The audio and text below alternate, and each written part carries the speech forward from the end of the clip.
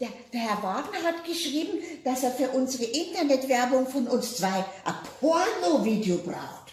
Was? Ja, da. Hallo ihr zwei. Für euren Internetauftritt brauche ich von euch ein Porno-Video.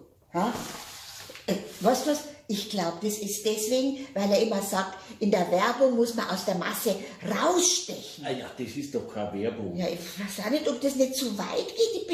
Ich muss sagen, jetzt bin ich sehr, sehr unsicher. Also das war ja wieder ganz was anderes, als wir die Leute von uns gewohnt sind. Ja. Also alles müssen wir ihm auch nicht machen. Na, was, ich rede mit ihm, dass uns das nicht recht ist, oder? Sag mal, ja.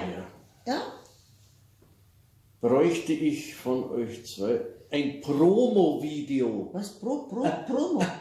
Promo-Video braucht er. Da habe ich mich verlesen, oder? Ja, aber gescheit ein aber Promo-Video. Aber was ist jetzt ein Promo-Video? Ein Promo-Video, das ist, da fragen wir den Herrn Wagner nochmal.